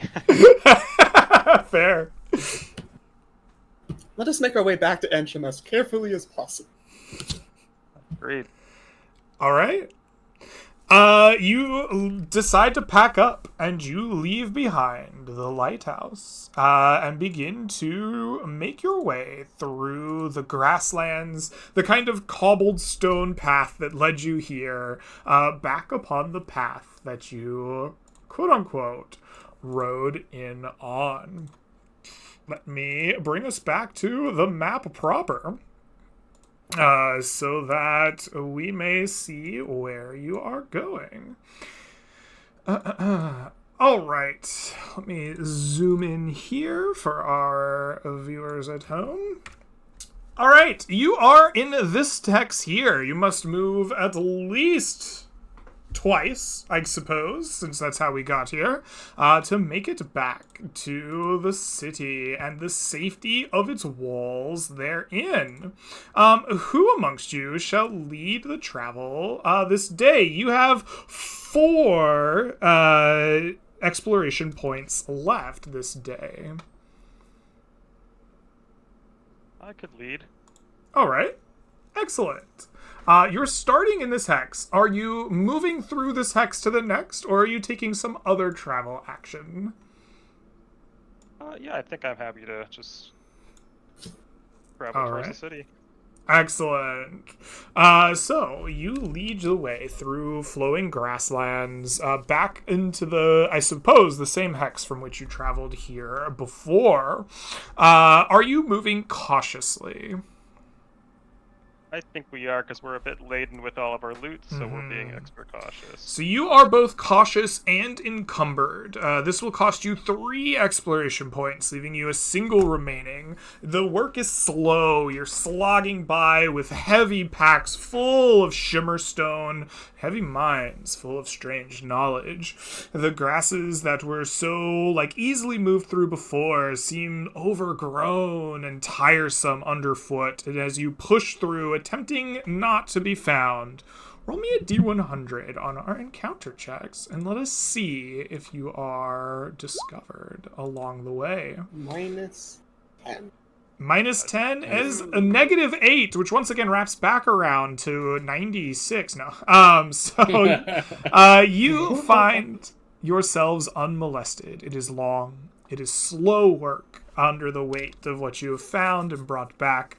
But you trudge your way through the grasses and find the mouth of the river once more, perhaps taking a small stop here at the cooling waters to take a drink. You still have a single exploration point left in the day, however. Would one of you like to take the lead to use that, or shall we forego it and camp for the night? I think we could search this hex. We can do that. Sure, yeah. All right. Who's taking the lead under this search? Okay, it is you, Mr. Bad Joke. I want you to describe to us how you go about searching this hex. What is inside of it, and how are you going to find it? It's fairly simple. The last time the bad joke led us through this particular hex, he had his eyes on the ground. It's safe here. Now we can look out into the horizon. We'll All use his right. eyes. You raise your eyes to the horizon. You lead the party in ever-growing circles, looking for something that will catch your eyes on the horizon. As you do so, though, the lands are a dangerous place, and there's a chance that you might encounter something as you do this. Please roll me a D100. A 92. Very cool. Let us find the grassland here. So, you wander through this area, and as you do so, you come across footsteps in the grass. They're strange, and you start to follow them, trying to figure out what they are. And as you do so, I would like for you to make me a surprise roll. A 1d10, if you would. Yes. 10. I think that's good. That is a 10. Nice. You surprise these creatures, which means you follow these tracks expertly through the grasslands, and they lead you to some kind of strange creature. Therein lies in the grasses a seemingly lost couple of strange vegetable-like creatures, and they are unlike anything you have ever seen. A man-like creature made entirely of plant life, and its faithful like hound equally made of the like vines and grasses of the world. And as you stare at them, you quickly realize these creatures are completely and utterly unaware of your presence. They sit talking, if you can call it that, in strange guttural tones, the rasping of leaves and the scratching of twigs, this man-like vegetable and his vine-like hound. What do you do? I do like this motion to the party and just start tiptoeing away. That Yeah? way. Now that we found out what it is. Plant people. Something I heard there was a dryad. I don't remember That's the not root. natural.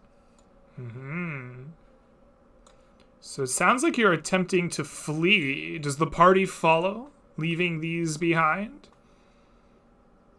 I don't think we need to mess with anything else unknown today. All right. Yeah. I'm good with leaving. Sure. I was gonna make you guys make a group stealth check, but the lead like creature has a perception of 2.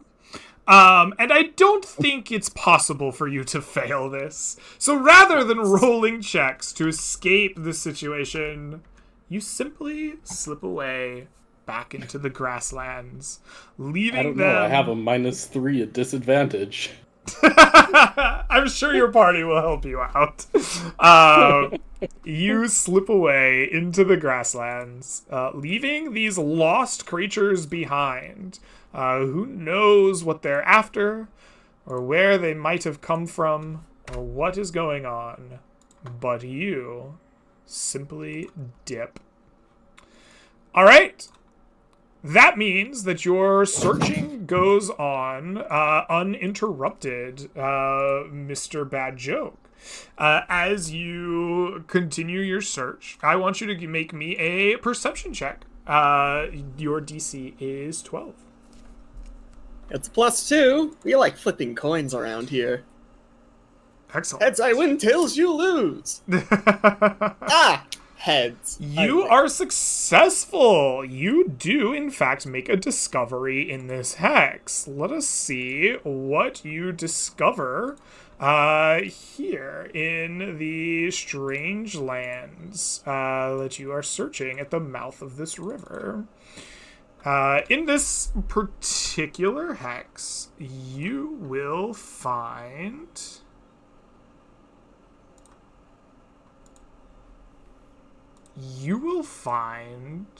a set of harvestable wood. Salvageable wood. Here there is largely grasslands, but you are close to a forest, and it seems there is an old copse of trees that recently were in this area. In fact, quite old, quite large, and quite dry. They have been toppled by what you are uncertain in recent times. The trunks, though, are relatively straight, free of the rot and fungus that you often see in the mistwoods, and you think that with an exploration point's worth of time, you could harvest it and carry it back for +1 wood for the city of Ansham. Well, we shall consider that tomorrow when we have an exploration point. Fair enough. You settle down, I suppose, now out of exploration points for the day, and find a nice place to camp for the night. I want all of you to roll me an unmodified d20 to see if the night is going to be led by one of you. 10, a 16, a 20. 99. There's a 99, but you know what? That is way bigger than 10. I would say 99 out of 100 gets you at least an 18 or a 19. So that's going to lead us right back to one bad joke.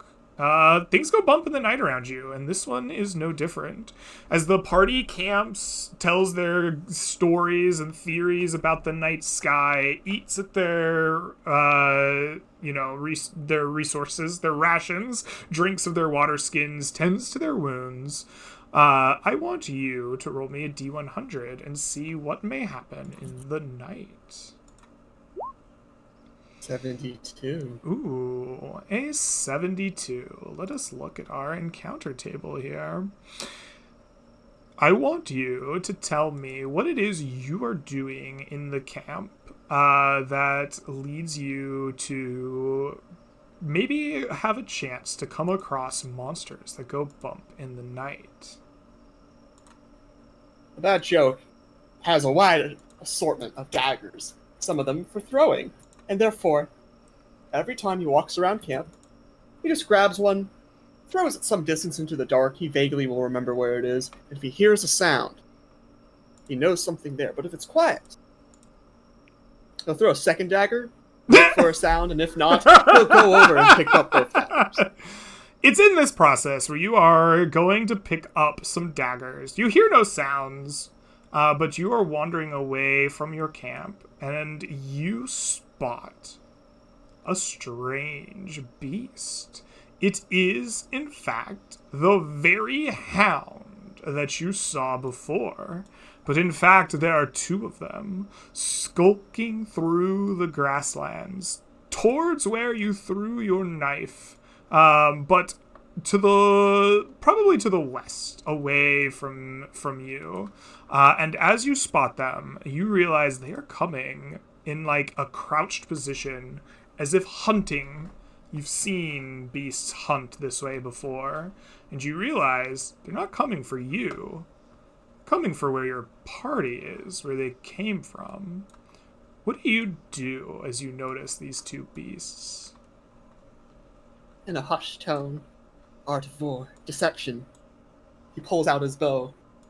He will knock an arrow, and he will shoot it past them, so the arrow lands behind them. Attempt to distract them in another direction entirely. Redirection. I like that very much. Yeah. I want a deception roll from you. Yes. Yes. The art of deceiving is known to the bad joke. Very good. Retroactive inspiration from my party? I'll do it. I'll give mine. I still Sure. got mine left. Go for it. 24. Oh, a 24. Very good. That, ironically enough, was unnecessary to trick the creature, as it rolled a 6. It takes the bait, rushing off in the opposite direction, and eventually you hear a whoop, as if in pain, and the hounds are never heard from the rest of the night.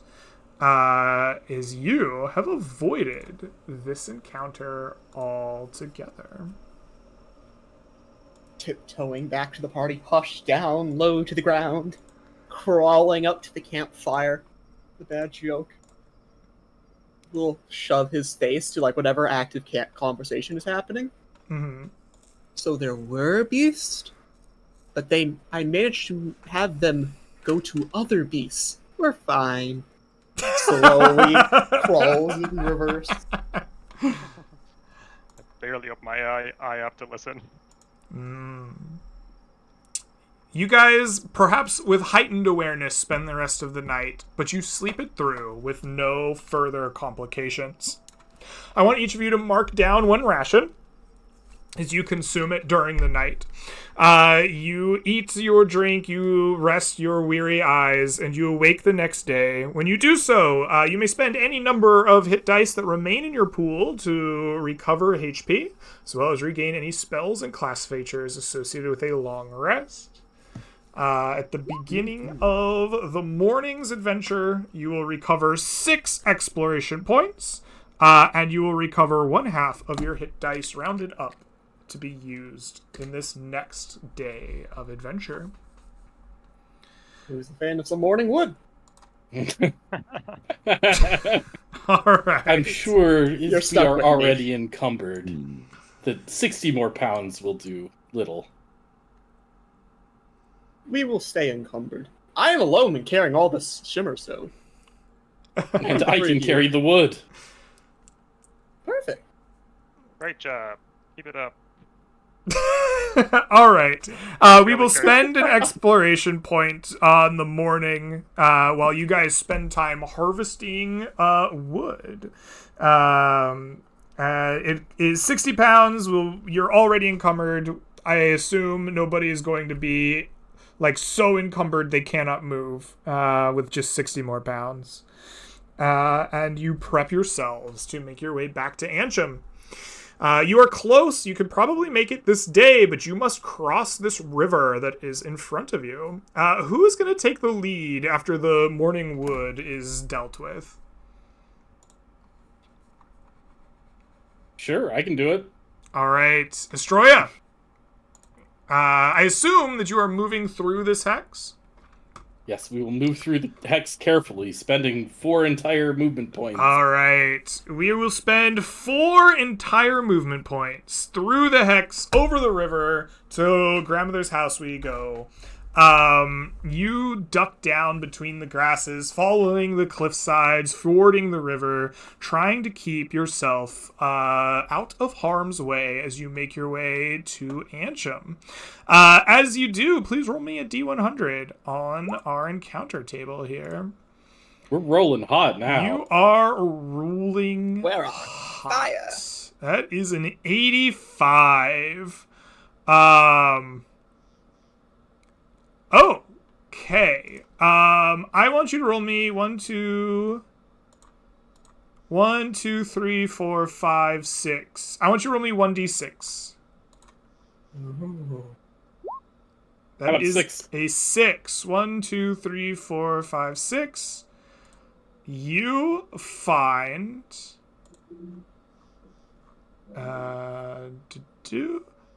you find a clearing of grasses, much like a clearing in the forest, and sure enough, sitting here is not a ring of flowers or a mushroom circle, but instead a field of golden leaf. You recognize this from apothecary shops. A field of Tellus leaf stands here, so close to the coastline, yet no one had found it to this point. Secluded and untouched. This wild plant is notably impossible to grow domestically and is widely needed by apothecaries and alchemists world over. For 1 exploration point, you may harvest it. You currently have 0. Meaning, if you brave a night in the woods... Wait, we should have 1 remaining, right? Didn't we use 4 4 from and... movement Oh, and we then used 1? 4 and 1. Correct. Mm-hmm. I have bad math. You currently have 1! Never mind. Yeah. Would you like to spend your point, your last remaining point, to harvest said Tellus leaf? Who knew it would grow this Heck close yeah. to the Yeah. All right, you sit down. A veritable resource management team. You are. You've learned to mine. You've learned to hoe. You've learned to chop. Yep. You have found ways to harvest wood, shimmerstone, and now Tellus leaf. And I need to mark that this is gone. There is no more Tellus leaf in the plains. Oh. All right. Note taken. You spend that time hot and sweaty, tired, confused maybe a little bit about what you found. You finally, as the day ends, dusk settling in, the light fading from the sky, you make it through the gates of Ansham with your booty and your treasure in tow. And that will bring an end to our adventure tonight. Congratulations to all of you. Nice. I'm going to add up some XP and some gold. And then I am going to talk about splitting up some loot. Before I do that, I need to know what we're doing with 3 items. There are 2 vials of mercury-like material that you found. You can sell this in town for more gold. The 2 vials together are worth 500 gold, which we can split up amongst the party. Or you can keep them like loot and try to figure out what to do with them later. The star charts that you found likewise can be sold. They can be sold here in town. The star charts together are worth an additional 750 gold. Or you can forego that gold and you can roll on them like we would loot and try to figure out what to do with them at another time. I want to know, is the party, are we selling these items or keeping them? What is the plan? I'd like to investigate the star charts a little bit. You can always sell them later, I guess. All right. No one's claiming otherwise. All right. Star Yep. charts on the loot table. How about our vials? I want 1. Yeah, so we'll keep those. Okay. My vote. All right. Very good. In that case, I'm going to add up XP and gold, and then we'll go over loot when we're done. While I'm doing that, I'm going to turn the floor over to all of you. If you have any shout-outs you'd like to make, let people know where you can be found on the internet, what you're doing, or where you can find off the internet, go for it. Or give your character a little sunset, little epilogue for the episode. However you're feeling. I'm just going to force Corin to go, because I know I can. Jump in there, buddy. Hey everybody, if you are interested in watching more Dungeons & Dragons content, you can go to the YouTube channel, John Dungeon Master, on Sunday at 6 Central, and watch Greg, myself, John, and a bunch of others play some more D&D.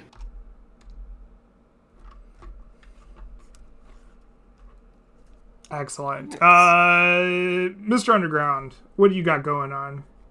Hello, I am many things, but in this server, I am Mr. Underground. I love D&D. This place does D&D.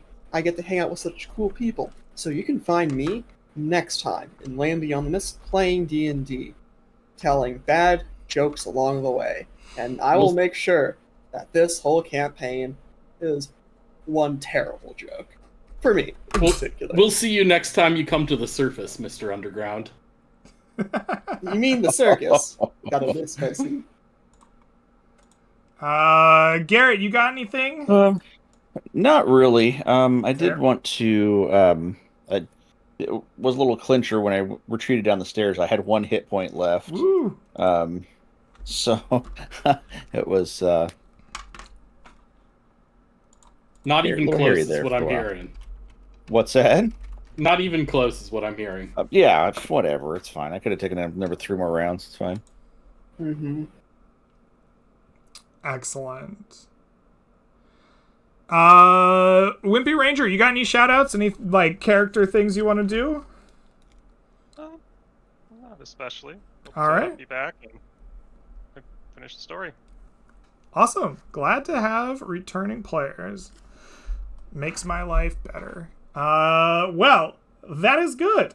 I think I am ready to go on my end. So, all of you, I would like for you to take home 325 experience points each. 325. We did it. We got enough for level 2. Level 2. Level 2. Because we did not sell any items, this is a fairly gold low run. I want each of you to take home 38 gold each. 38. Okay. It's not bad. And then we have a lot of fun things to add to our town here. So if I am going to bring up our Ansham Resources tab, you have added 1 wood, bringing our stores up to 7.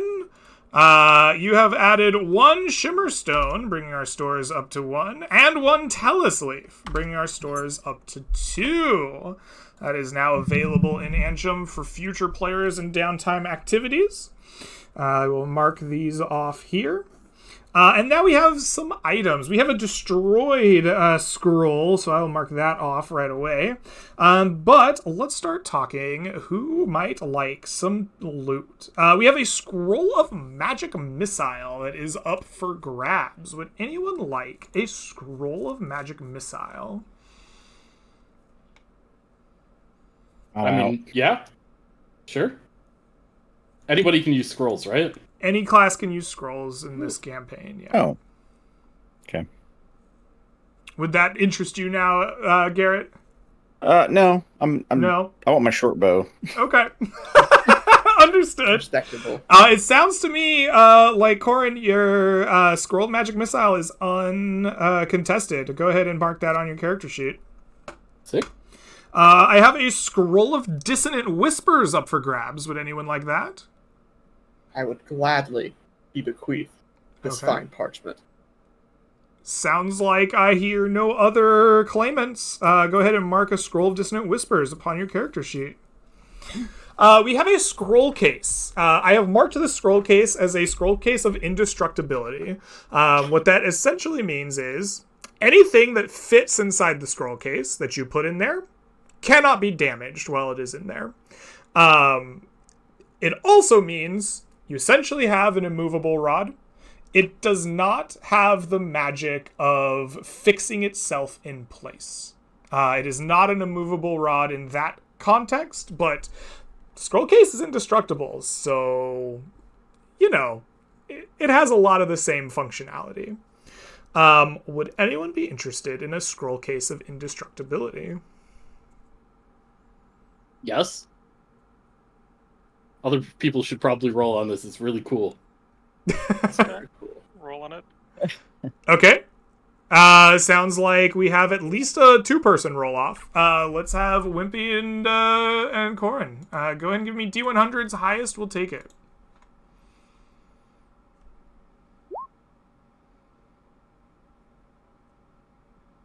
I think I'm missing one still. Naha! Okay. Corin, that is yours. Go ahead and take the scroll case of indestructibility. We have 2 vials of a mercury-like substance that is as of yet unidentified. Would anyone like to take them? Are we rolling as both, or would like to have one of each? Do we want to split them up? I split them up. Okay. So I have one up for grabs. I see that our bard, the bad joke, would like one. Does anyone else want to claim one as well? I can take the other one. No one else wants it. Anyone Is else? it? No? Alright. No need to roll. One to each of you. It is a vial and a clay jar of mercury-like material. Okay. This brings us to the star charts. These are just one item. They are the star charts, as of yet unidentified. Who would like to take the star charts? I'd like to roll for it. Okay. I'll roll for it as well. Okay. Let's get D100s. Highest will take it. Use Oh, my inspiration. can you use your inspiration? Let him do it. Let him do it. Okay, sure. I will allow it. I'm not sure in the future how good that is. but Nice. I'm That's for the it. highest That's the highest possible roll. I have to give it to him. Beautiful. If you would like to forego your roll to give it to the Goobler, I will allow that. Goobler, go ahead and take your star charts. Got him. This brings us to a bow carved out of shimmer stone itself. Let me see if I can get you a description for what this is exactly, and then we will roll on it. The Astronomer's Lighthouse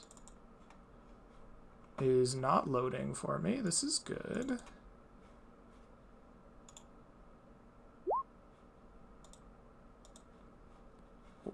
What? Nope. Okay.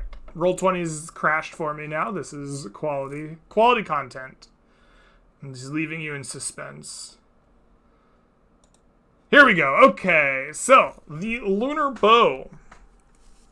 A gift granted to the astronomers representing an accord of old, meant to fire the magically empowered bolts of the astronomers. It provides a +1 to hit with comet bolts and deals an additional D4 force damage when comet bolts are fired from this weapon. In addition, once per day, the lunar bow can fire a lunar flare at a target.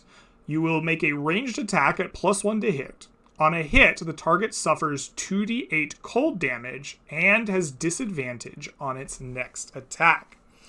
Otherwise, it may fire regular ammunition as if it were a simple short bow.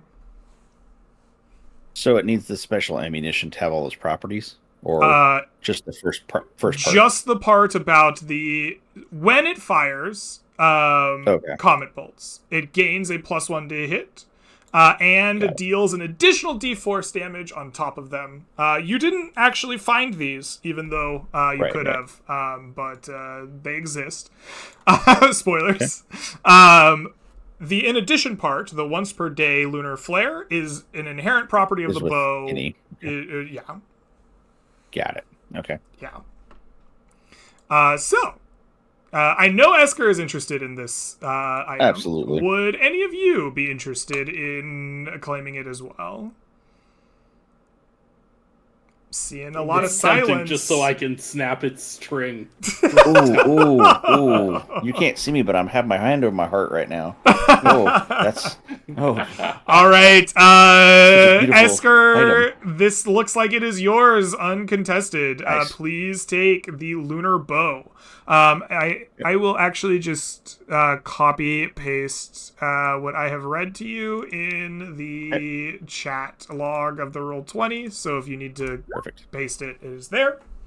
Awesome. All right, and that will wrap up our loot from the session. Thank you all for playing with me. I hope you had a wonderful time. Chat, thanks for stopping by. That will do us for today. I think we have another session lined up in Tuesday? I think it's Tuesday of this coming week. I hope to see you then. If not, have a great rest of your day, your night, your week, whatever it is till I do see you again.